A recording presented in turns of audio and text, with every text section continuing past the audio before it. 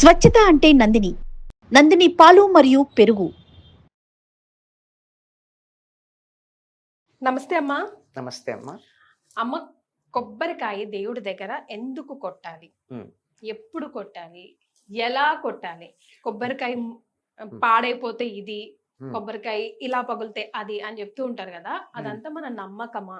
అమ్మ, కొబ్బరికాయ అన్నది దేవుడి దగ్గర ఎందుకు కొడతారంటే పూర్ణ ఫలంగా చెప్తారు. అది దక్షిణ దేశంలోనే, ఉత్తర దేశంలో కొబ్బరికాయలు ఉండవు వాళ్ళకి. మనకే అది చాలా పట్టింపు. ఓకే. ఇక్కడ మనకి కొబ్బరి బాగా దొరికే కొబ్బరి చెట్లు ఉంటాయి, కొబ్బరి తోటలు ఉంటాయి, మనకు దొరుకుతాయి. కొబ్బరికాయ కొడతాం. దీనికి కారణం ఏంటంటే దీంట్లో కల్తీ చాలా అవకాశం తక్కువ. ఓకే. తర్వాత నీళ్లు ఉంటాయి, కొబ్బరి ఉంటుంది. కొన్ని సందర్భాల్లో ఎక్కడికన్నా పెడితే దేవుడికి కనీసం నైవేద్యం పెట్టడానికి నీళ్లు కావాలి కదా. నీళ్లు లేవు ఎట్లా అనుకుంటే కొబ్బరికాయ కొడతాం అనుకో, ఆ నీళ్లతోనే ఆయనకి నైవేద్యం పెట్టేసేయచ్చు.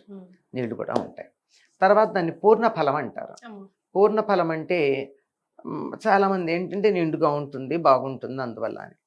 ఆరోగ్య దృష్ట్యా కనుక చూసినట్టయితే రోజుకు ఒక కొబ్బరికాయ, దాంట్లో ఉన్న కొబ్బరి నీళ్లు తాగి కొబ్బరికాయ తింటే ఇంకా అసలు వేరే ఆహారం తినాల్సిన అవసరం లేదు. అంత పరిపూర్ణమైనటువంటి పోషకాలు ఉంటాయి కొబ్బరి. సూర్యోపాసకుడు ఒక ఆయన మా చిన్నతనంలో తెలుసు. ఆయన అసలు ఎక్కడ ఏం తినేవాడు కాదు, రోజుకు ఒక కొబ్బరికాయ తప్ప. ఎక్కడికి వెళ్ళినా భుజాన కొబ్బరికాయల మూట వేసుకెళ్ళిపోయేవాడు. పైగా పొద్దునొట్టి సాయంకాలం ఒకటి కొబ్బరికాయలు కొట్టుకుని ఆ నీళ్లు దాకా కొబ్బరి తినేవాడు అయిపోయేది. అంత పరిపూర్ణమైనటువంటి, ఇప్పుడు ఎలక్ట్రోలైట్స్ అంటామే, ఎలక్ట్రోలైట్స్ ఫుల్లీ కొబ్బరి నీళ్లలో ఉన్నవే కదా. అవి కావలసినటువంటి ఖనిజ లవణాలు మొదలైనవి ఇస్తాయి, మిగిలిన పదార్థాలు కొబ్బరి ఇస్తుంది. అందువల్ల ఒక కొబ్బరికాయ నివేదన చేస్తే పూర్తిగా పోషక విలువలతో ఉన్న ఆహారం పెట్టినటువంటి ఫలం వస్తుంది. అది ఒకటి. ఇంకా దానికి అనేక రకాలైనటువంటి వివరాలు మనం చెప్పుకుంటాం. పైన పీచు ఉంటుంది, లోపల టెంక ఉంటుంది, ఆ లోపల కొబ్బరి ఉంటుంది, ఆ లోపల నీళ్లు ఉంటాయి, ఇంత కదా. ఎందుకు కొబ్బరికాయ కొట్టమన్నారు? దేవుడి దగ్గర కొబ్బరికాయ కొట్టడం. మామూలుగా అయితే ఇప్పుడు అరటిపండు ఉంది, కొట్టం కదా. ఇంకా దేన్ని అట్లా కొట్టే పని లేదు. ఇక్కడ కొట్టడానికి ఏమిటి అంటే, ఆ కొబ్బరికాయ లోపల ఉన్న కొబ్బరి కానీ నీళ్లు కానీ కావాలంటే పైన పెంకు పగలాలి. ఆ పెంకే అహంకారం. నీ అహంకారాన్ని నువ్వు పగలగొట్టుకుని లోపల ఉన్నటువంటి నీ హృదయాన్నో నీ భావాలనో భగవంతుడికి సమర్పించుకోవాలి అన్నదానికి సంకేతంగా ఆ కొబ్బరికాయకి టెంక ఉంటుంది. అది అసలు తినడానికి ఎంత నేర్పు ఉండాలమ్మా. కొబ్బరి తినాలంటే ముందు పైన ఉన్నటువంటి పీచు తీయాలి, మెత్తగా ఉంటుంది. అంటే లోపల ఉండే అహంకారానికి పైన అనేక రకాలైన ఇమోషన్స్ కవర్ చేస్తూ ఉంటాయి దాన్ని భద్రంగా. అది అహంకారం అని తెలియని కూడా తెలియదు, ముట్టుకుంటే మెత్తగానే తగులుతుంది. కొబ్బరి బొండం అంత కష్టంగా ఏమి ఉండదు కదమ్మా, కాయ తగిలినంత గట్టిగా ఏమి ఉండదుగా. అంచేత మన భావాలు, మన తెలివితేటలు, మన చదువులు ఇవన్నీ మన అహంకారాన్ని చాలా భద్రంగా జాగ్రత్త పడతాయి. నాకు అహంకారం లేదండి అంటాం. అస్సలండి వాళ్ళకుంది కానీ నాకు లేదు, చాలదా ఇంతకన్నా గొప్ప అహంకారం? అదే కదా.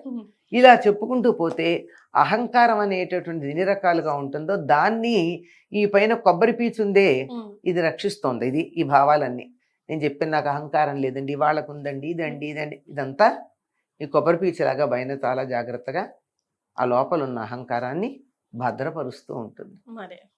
దాన్ని టెంక పగిలితే తప్ప, మనకు కూడా మాట ఉంటుంది, బాగా పొగరబోతుంటే వాడికి టెంక ముదిరింది అంటాం, టెంక జల్ల కూడా ఇస్తాం కదా.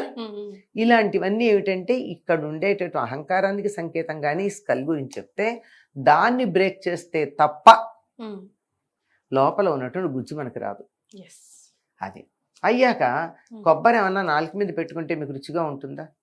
అంతగా ఉండదు కదమ్మా. కొన్ని ఉంటాయి, బట్ చప్పగా ఉంటుంది. ఎంత తీయందైనా చప్పగానే ఉంటుంది. దాని రుచి తెలియాలంటే ఏం చేయాలి? నవలాలి. నవిలాక కానీ దాని రుచి మనకి తెలియదు కనుక ఈ రకరకాలైన భావాలు వదిలేయాలి, అహంకారం పగలగొట్టాలి, లోపల ఉన్నటువంటి దాన్ని నవలాలి, సాధన చేయాలి. అప్పుడు రుచి ఉంటుంది, ఆరోగ్యం ఉంటుంది. ఇంత విశేషంగా చెప్తారు. ఇంకా దానికి చాలా చెప్తారులేండి అని వాస్తవమా ఏమో చెప్పలేం, కానీ లాజికల్గా బాగానే ఉంటాయి. 3 కళ్ళు ఉంటాయి దానికి, కొబ్బరికి. కింద. ఓ శివుడికి సంకేతం, అందువల్ల శివుడిని సమర్పించినట్టు అని ఇలాంటి అర్థాలు చెప్తారు. ఇవన్నీ చమత్కారంగా వినడానికి బాగుంటాయి. మరి అంతేగాని అది వాస్తవం ಮತ್ತೆ అయ్యుండొచ్చు, కాకపోవచ్చు, కాకపోవచ్చు. మనం చెప్పలేం దాన్ని. ఎస్. ఇది ఈ కొబ్బరికాయ కొట్టడంలో కూడా మనకు అనేకమైన సందేహాలు ఉన్నాయి. అవును, ఎప్పుడు కొట్టాలి, ఎక్కడ కొట్టాలి, ఎందుకు కొట్టాలి, ఒకటి తెచ్చుకోవాలా, రెండు అక్కడే పెట్టాలా, పీచున్నది తెచ్చుకోవాలా, కుళ్ళిపోతే ఏంటి పరిస్థితి, ఏదైనా అపశపనం ఉందా? అది ఇవన్నీనమ్మా ఈ మధ్య కాలంలో వచ్చే, పూర్వకాలం ఇలాంటి సమస్యలు ఉండేవి కాదే. ఆ పురోహితుడు 5 కొబ్బరికాయలు తెచ్చుకోండి, 6 తెచ్చుకోండి సత్యామృతానికి అంటాడు. 6 దేనికండి అంటే, ఒకటేమో నైవేద్యానికి, 7 ఒకటేమో కలసం మీద పెట్టడానికి, ఒకటి నైవేద్యానికి, 5 ఒక్కొక్క అధ్యాయం చదివాక అని. అంతే, ఆయన చెప్పాడు, మనం తెచ్చాం. 7 ఎందుకు, 8 కొట్టకూడదా, ఇలాంటి సమస్యలు ఎవరికి రాల. ఒకళ్ళు చెప్తే ఇంకోళ్ళు వినడం అనేది సంస్కృతి ఉన్నంతకాలం మనకి సమస్య లేకుండా పోయింది. అది కాకుండా ప్రతి వాళ్ళు అర్ధ జ్ఞానం, మిడిమిడి జ్ఞానం అంటారు, హాఫ్ నాలెడ్జ్ అంటారు ఆంగ్లంలో. ఈ హాఫ్ నాలెడ్జ్ వచ్చేటప్పటికల్లా సమస్యలు రోజు రోజుకి పెరిగిపోతున్నాయి, కానీ లేకపోతే లేదు. హాయిగా దేవుడి దగ్గర కొబ్బరికాయ కొట్టమంటే ఒక కొబ్బరికాయ కొడదాం. ఏదో మొక్కుకుంటారు, అది కొడదా, 10 కొడతాను, అది కొడతాను. మొక్కుకుంటే అది నీ ఇష్టం, దానికి ఎవరికి ఒక లెక్క శాస్త్రం ఏం లేదు మొక్కుకి. నువ్వు మొక్కుకున్నా నువ్వు చేసుకో, అయిపోయింది. కనుక ఒక్క కొబ్బరికాయే సాధారణంగా మనం కొడతాం. ఏదో వ్రతంలో మాత్రం ప్రతి అధ్యాయానికి కొట్టమంటారు, అదే గృహప్రవేశాలకి అయితే ప్రతి తలుపు ద్వారం దగ్గర కొట్టమంటారు. అలా ప్రత్యేక సందర్భాల్లో ప్రత్యేక పరిస్థితుల్లో ఆ సంఖ్యలు ఎట్లా ఉన్నా మామూలుగా అయితే అట్లాంటివి ఏం లేవు. కనుక ఒక కొబ్బరికాయ కొట్టచ్చు. ఎట్లా కొట్టాలని కూడా చాలా మందికి సందేహం. దాని పిలక ఉండాలి, పిలక లేకుండా కొట్టడానికి వీల్లేదు. ఓకే, బాగా తీసేస్తాం పీచంతా అని పిలక లేకుండా చేస్తే గుండుగా ఉంటే అది పనికిరాదు. పిలక ఉన్నటువంటి కొబ్బరికాయని కొట్టి అక్కడ పెట్టి నైవేద్యం అప్పుడు పిలక తీసేయాలి. పిలక తీయకుండా కొబ్బరికాయ నివేదన చేయాలి. కొట్టే సమయానికి పిలక ఉండాలి, నైవేద్యం పెట్టే సమయానికి పిలక ఉండకూడదు. తర్వాత ఇంకొకటి, చాలా మంది చేసే పని, కొబ్బరికాయ కొట్టంగానే చెక్కలకు అటు ఇటు ఇటు కుంకుమ పెడతారు. అవసరం లేదు, పెట్టకూడదు కూడా, గట్టిగా చెప్పాలంటే పెట్టకూడదు. మనం బలిచ్చామా, బలిస్తే అలా పెట్టాలి. బలికి కదా పైగా కొబ్బరికాయకి పసుపు రాచి కొబ్బరికాయకి బొట్లు పెట్టి కొడతారు. అవన్నీ అవసరం లేదు. బలి పశువుకైతే కదా పని చేస్తాం, మనం ఇవి చేయట్లేదు కదా, అవసరం లేదు. హాయిగా నివేదన పెట్టండి, దాన్ని పిలక తీసేయండి, నివేదన చేసేయండి. అంతేగాని దానికి ఇవన్నీ చేయాల్సిన పని లేదు. సో ఎస్, మనమంతా కొబ్బరికాయని కొడతాం, కానీ దాన్ని ఎప్పుడు, ఎందుకు, ఎలా, అసలు అనేకమైన కమెంట్స్ లో చాలా మంది ఇప్పుడు కూడా మన ఈ వీడియో కింద కూడా మళ్ళీ ఏదో ఒక ప్రశ్న తప్పనిసరిగా అడుగుతారు. వస్తూనే అది పిలక వైపు పట్టుకోవాలా, తోక వైపు పట్టుకోవాలి, అది కూడా. అసలు కుళ్ళిపోతే ఏంటి పరిస్థితి, దాని బాగా అనుమానం అమ్మా. కొబ్బరికాయ కుళ్ళిపోయిందంటే మొహాలన్నీ చిత్ర విచిత్రంగా మారిపోతూ ఉంటాయి. ఇక్కడ ఏమైనా ఏమిటంటే, కుళ్ళిపోయిందంటే దేనికి సంకేతం తెలుసా, కొబ్బరికాయ సెలెక్ట్ చేయడం చేత కాదని. అంతే, అంతకన్నా ఇంకేం లేదు. పువ్వు వస్తే కొబ్బరికాయని ఇలా అని చూసినట్టయితే దాన్ని బట్టి కుళ్ళిందో లేదో తెలుస్తుంది కదా, నీళ్లు కదిలిన దాన్ని బట్టి. నువ్వు చూడకుండా తెచ్చావు, అజాగ్రత్త పరుడివి, నీకు చేత కాలేదు, అంతవరకే లెక్క తప్ప దానికి మళ్ళీ విశేషం ఏం లేదు. అయితే తెలంగాణ ప్రాంతంలో మాత్రం కొబ్బరికాయ కుళ్ళిపోతే అది శుభం అనుకుంటారు, చాలా శుభంట. కొన్ని ప్రాంతాల వాళ్ళు అశుభం అనుకుంటారు.